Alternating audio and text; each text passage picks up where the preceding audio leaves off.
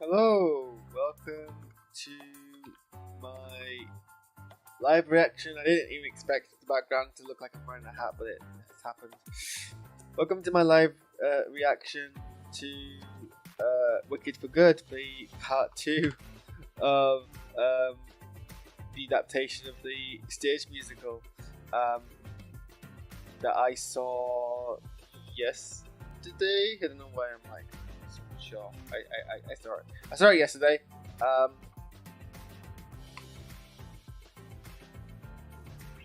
then I went to work in a gig and then got home really late and then went lapping today and then came back. Well, yeah, actually 2 days ago, yesterday. Look, time is not important. I've had a realization, which isn't really so much to do with the film adaptation, but like the musical as a whole.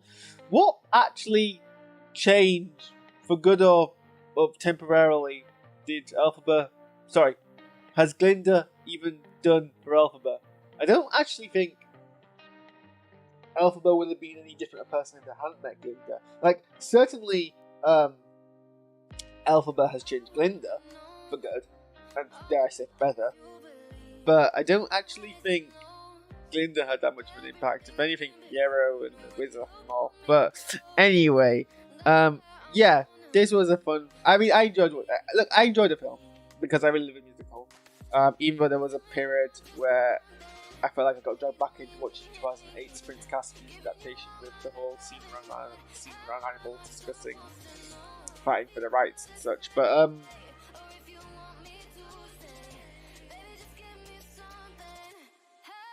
here's the blunt kind of fact about Wicked. The second half of the musical isn't as good as the first half of the musical. Like, that's just like, I love Wicked. It's my favorite musical. But apart from No Good Deed Goes Unpunished and I guess For Good, like, there are other good parts. Like, it's not a bad second half. It's just really inferior to the first half. The first half is like this big build up to define gravity, and it's a climax that lands. And the second half takes things much slower, but it's weird pacing because, like, the first half of the musical, a lot happens that we rush through. And so it works where the adaptation for the first half of Wicked Part 1, or Wicked,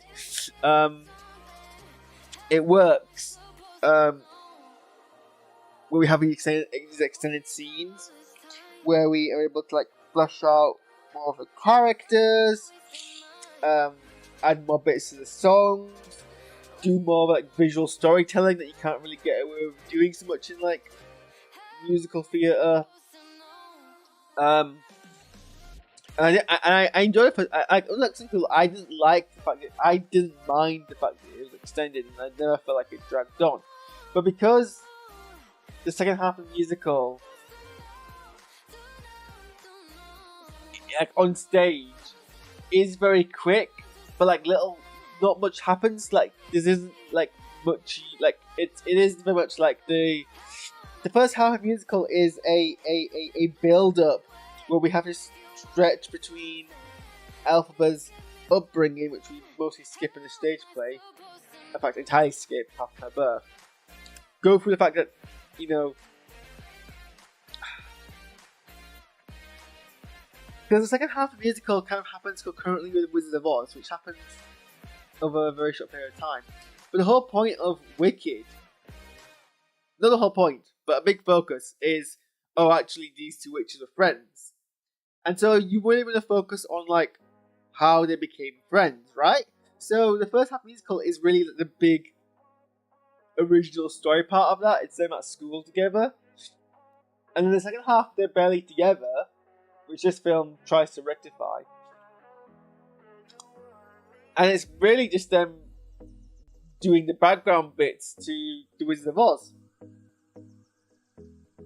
So that's all to say. The first half of the film, first part of the musical, first part of the film, the two part of the film, has an energy towards it which drags you along, and it's energy that if you add more in it, you're still getting dragged along. Whereas the second half, you're clearly building towards something that you're already at, and you can tell that throughout the musical because you know how long the musical lasts for. So it often feels that every time the plot that I knew very well halted for a flashback or extended scene, especially when this interrupted the song. Like, it took a good while to complete the first number, and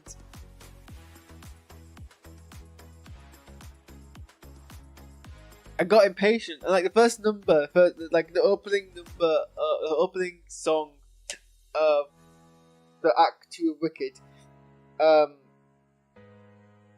gets interrupted by flashbacks, extended scenes, reprises.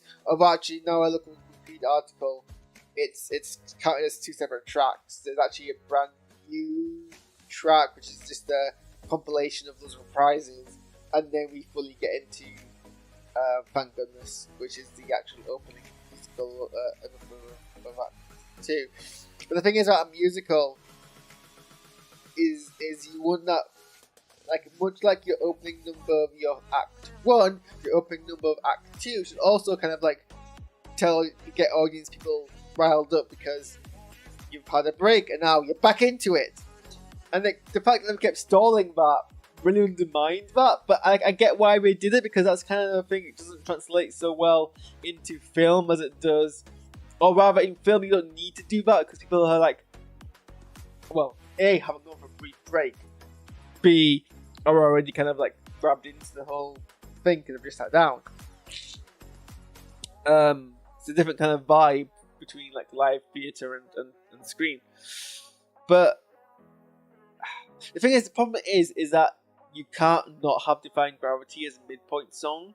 Like, there's no other way to do it, but both the stage and screen and musical suffer from this choice of midpoint, because really the second half of the story there isn't that much to go on. If you weren't doing this as a musical, and I mean, maybe this is where I should probably have read the book by now, so that I could actually, have a comparison, but this, I would have Defying Gravity.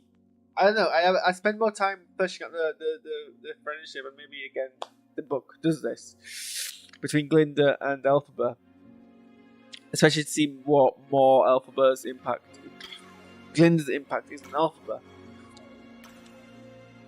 and then have more happening during an actual fight. I have a feeling the book probably does that. I should probably read the book.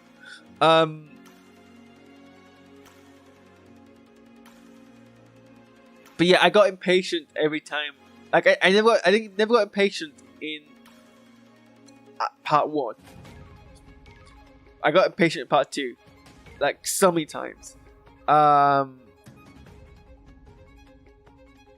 didn't particularly care for the 2 new numbers. Apart from, I guess, I chuckled a bit over the reference to No Place Like Home, and I liked the reflection motif in the bubble song, but like I didn't really like. I felt nothing for them, and maybe that's a bias towards the songs that I have a lot of nostalgia for. But I didn't really feel anything for the new songs. And like the most egregious thing they added to this film, but perhaps it's inevitable, is so obviously there's a reveal fairly late on in the musical, perhaps the last reveal you get in stage play, that the wizard is actually Elphaba's father from the affair. It's revealed because the bottles are the same, that the bottle that, if you pay attention, you notice that the mysterious figure has when he's seducing Elphaba's mother is the one that the wizard keeps drinking from, and then that's highlighted at the end where Glinda is like, this is your bottle, why does Elphaba have it? And also Elphaba does also mention in the first part that this is the bottle that she got given to, or the only thing she has of her mother. And it's a reveal which is pretty obvious. Like, I think it's pretty obvious. And the musical doesn't, I mean, obviously the musical is like, she's a child of two worlds. So like it's explicit in the musical, but like no, I have just remembered the musical also spells this out for you. I'm wrong. I owe the film an apology. Right, I was about to criticize. This is live Paris apology. I was about to criticize the film, and I still will, because we get the scene does a reveal where we cut back to the bit from the first film where we see during No Mourns Wicked, where Glinda is talking about the secrets of Elphba's family and her mother had an affair, and we see that flashback of the man dancing with a woman before they have sex, I assume. And in a stage musical and in this depiction, we never see the man's face. He's twirling around and he's wearing like glasses and like a big hat and whatever. Here we go back to the same scene, but it extends and we see what is a poorly de-aged Jeff Goldblum. And I'm like, well, the musical didn't need to do this, and you've broken the cardinal rule of showing, not telling. Except now, I have just had a realization, a remembrance. Actually, in the musical, when this reveal is made, that happens in the background. It's like that we have a reprise of that song again, and you see the two figures twirling in the background. Actually, I'm sorry, this happened, so I'm going to go leave that for my letterbox review. I mean, it's still egregious. There was egregious, but it makes more. It works more on stage where you kind of want to fill the background with things. But well, anyway, all that aside, no criticism. I actually did like the film, and I think it suffers just because the second half of the musical isn't as good as the first half, and that kind of reflects a lot of reviews that reflects what Wikipedia kind of summarizes the reviews are. That this is well received, just not as well received as the first half. I mean, very few of the Wicked songs really like beat the hype of Defying Gravity. No Good Deed, I think, in particular, is a personal favourite, so I was like hyped up for that. Although I kind of prefer the more subdued way the musical does it, of just having Elphaba kneeling down, breaking down over the grummery, rather than the film where she kind of like flies around a Minecraft-looking castle.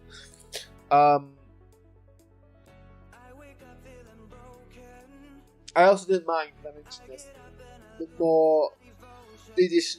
the scenes that I wasn't bothered by, that I didn't get patient over, were the additional scenes between, or at least most additional scenes between Glinda and Elphaba.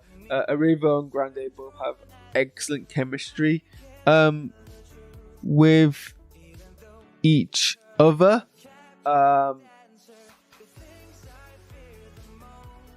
So seeing them act against each other is great to watch. I didn't mind Glinda's addition to Wonderful, which is probably the biggest deviation from the musical.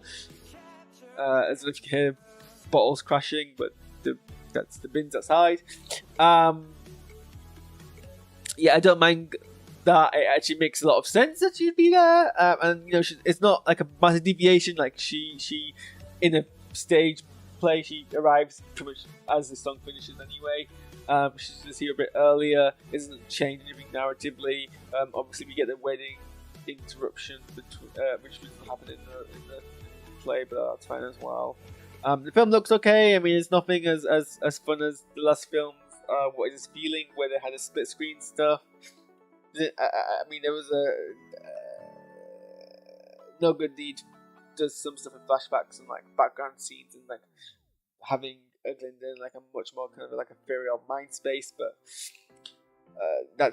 I think the adaptation of What Is This Feeling in part one of this two-parter is, I think, peak stage play to film, stage musical to film musical adaptation, because it captures the fun nature by doing something fun in a way only screen can.